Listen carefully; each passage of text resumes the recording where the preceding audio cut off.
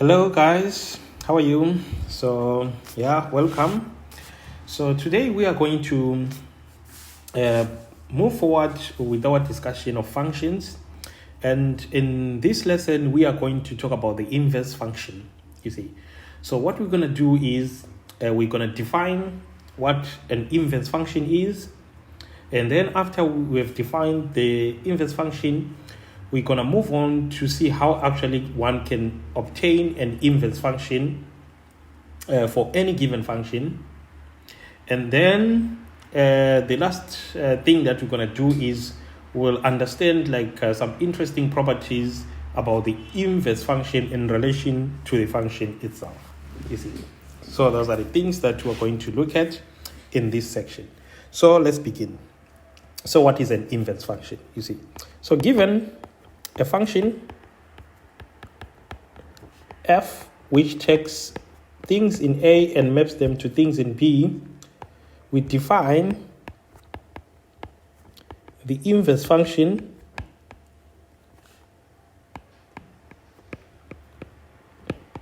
of f as the function g which takes things in B and maps to A. We define the inverse function as the function g which maps B to A, such that when you compose f of g of x, you obtain x, and when you take g of f of x, you get x again. So an inverse function is a function that has this property. So it is a function which is such that when you compose it with the function itself, you get x out. And it doesn't matter the order in which you compose them. You see that? So that's what an inverse function really is. You see? So it does not exist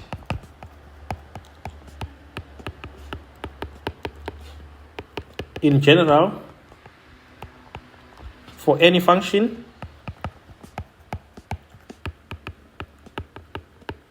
but exists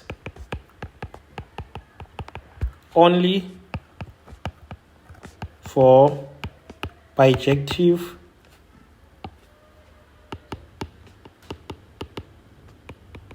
functions. So we have already discussed in previous lessons what we mean by a bijective function. So if you're not familiar with bijective functions, you can take a look at my previous video on this discussion, you see. But what you should know for now is that an inverse function is not something that always exists in general for any given function, but it only exists for functions that are bijective. So if a function is a bijection, then the inverse exists in that particular case, you see. So the other thing that you should know is that the inverse function for some function f from A to B is unique. You see that? So one of the things that you should know is that two different functions cannot share the same inverse. You see that? So if the inverse exists, it is always unique to that function. That is why we always represent it this way. You see? So, and we usually represent it as f inverse, which goes from B to A for some function f.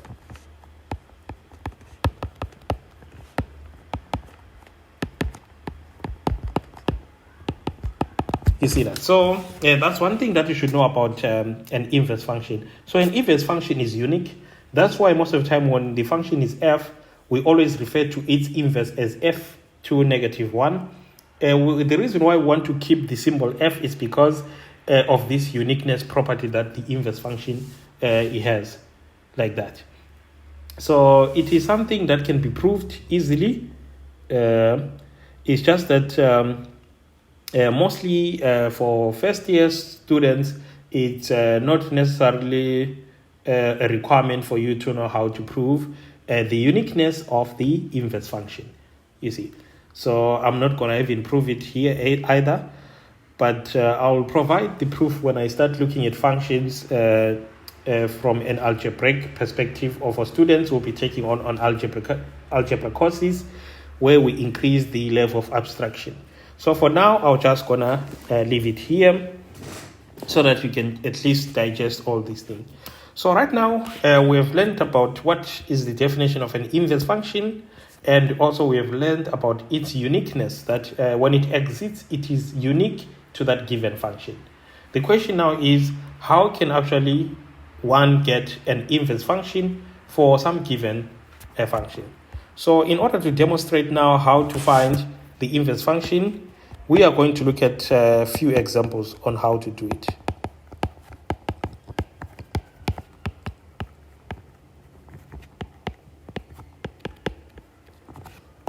So the first example that you are going to use is as follows. So let's suppose you are given some function f of x, which is equal to 3 to the power x minus 5. Find f inverse. So how do you actually go about finding the inverse function? So though functions that can be given can come in many different forms, one of the things that you should be aware of is that the procedure for finding the inverse is the same for all different types of functions. So now we are going to use this example to describe how exactly this procedure works. So how the procedure works is as follows. So what we do normally is we prefer to write the function f of x in terms of y. So we just write f of x in the form y is equals to 3 to x minus 5. Then the next thing that you do if you want to find the inverse of any function is you swap the positions of x and y. So what we mean by that is wherever there is y, you put x, and wherever there is x, you put y. You see? So swapping the positions of x and y, we have that. So if we swap now the position of x and y, what do we obtain from this? We get that x is equals to 3 to y minus 5. So then now, every time when you swap x and y, you'll always now get x in terms of y. So to get the inverse function now, your main goal now is to just make y the subject. You see that? So how can one make y the subject? So making y the subject, we obtain what? So if we take this and make y the subject, we'll see that first I'll have to throw 5 that side. I'll get 3 to y is equal to x plus 5. And then the next thing, I'll introduce a logarithm both sides to drop the exponent. So when I introduce I'll add ln 3y is equals to ln of x plus 5. So take note, NB, most people, when it comes to introducing laws, they might do it wrongly at this stage. And one of the common mistakes is to say ln 3y is equals to ln x plus ln 5. So this is one thing which is wrong. So never do something like this. So when you want to introduce bracket the logarithm both sides, you bracket everything and then you introduce the log to take the whole thing as the argument, you see. So these things are not equal to each other. So just be warned there.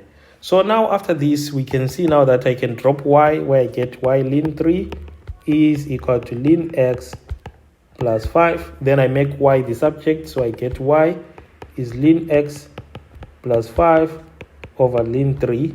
So this new expression for y that you get is the inverse that you are looking for. So therefore the inverse function of x is ln x plus 5 over ln 3, like that. So this is how you obtain the inverse of any function. The procedure always works like that, you see. So let's do another example again to make sure that we have a good understanding of what's going on here. So another example goes as follows. So given the function fx, which is equal to 3 over 2x minus 1 plus 3, find f inverse. So how can you find f inverse in this case? So as I say, the procedure is always the same. So what we do is we write our function in the preferred format. So we introduce y, where we get this plus 3. Then now we swap the positions of x and y.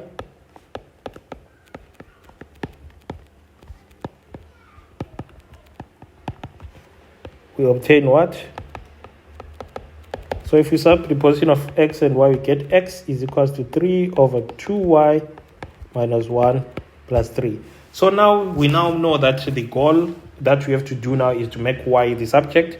So I can cross multiply both sides, where I get that x 2y minus 1 is equals to 3 plus 3 to 2y minus 1.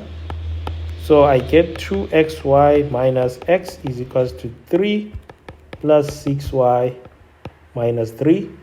So here there's a cancellation.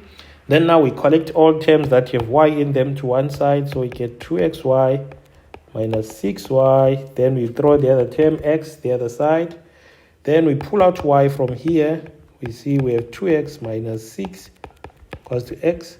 So what is y? Y is x over 2x minus 6.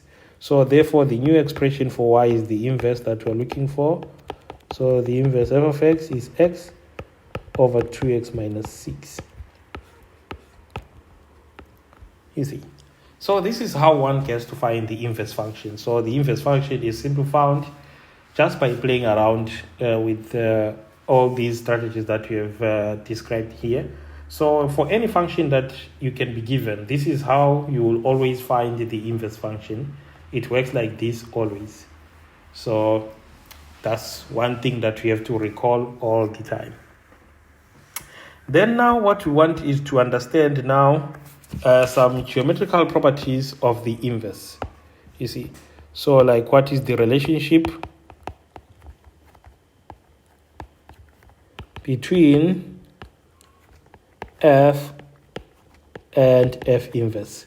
You see, so what relationship do we have between a function and its inverse? So there is one obvious one that we can see immediately from the definition, that the domain of f is always equal to the range of the inverse, and also the range of the original function is always equal to the domain of the inverse.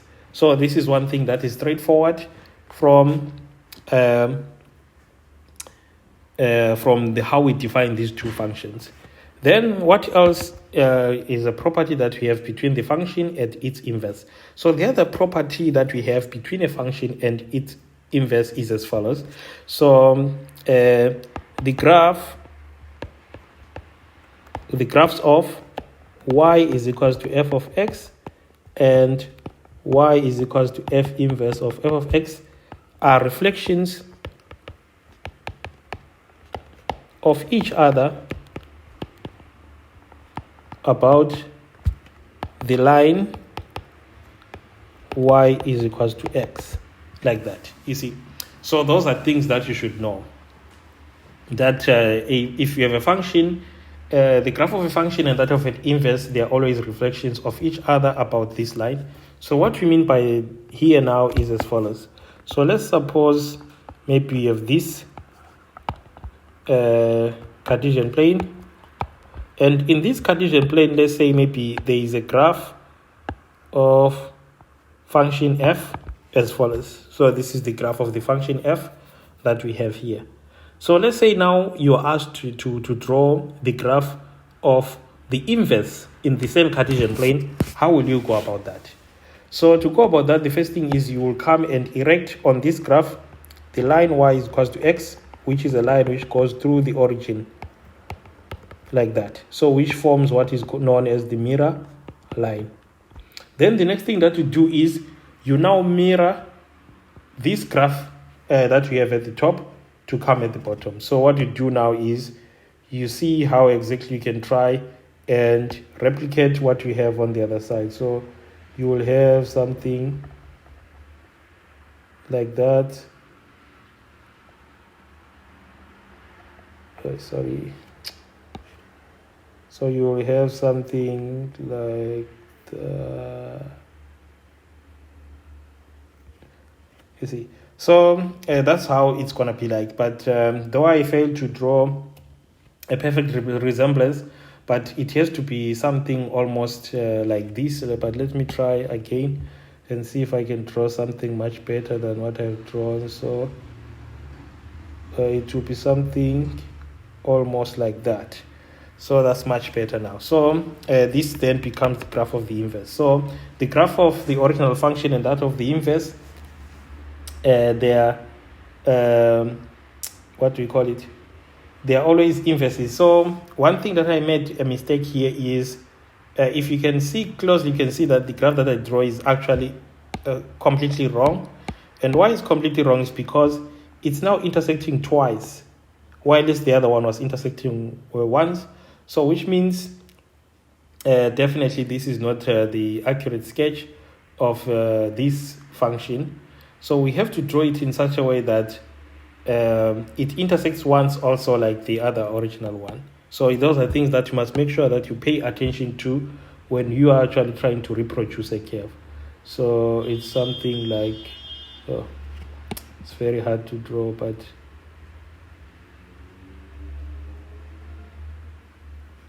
so it's something that has to be like that, which only crosses once in the x, like that one crosses once that side.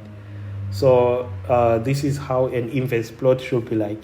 It should behave similar to the original given function, but the behavior must always be the same. So if the other one crosses both the x and y, the other has to cross also both the x and y. And also the other one, if it crosses once, the other one has to cross once. And if this one crosses here at the point AB, then this one will cross here at the point BA, like that. So this is how the inverse function behaves, or how the inverse is related to the original function. So yeah, we are going to then cut the lesson here, and then we are going to look more into functions in the lesson that is coming, where we are going to look at things like odd functions, even functions, as well as increasing and decreasing functions. Otherwise, thanks for watching, guys. So like the video and subscribe. Cheers. Bye.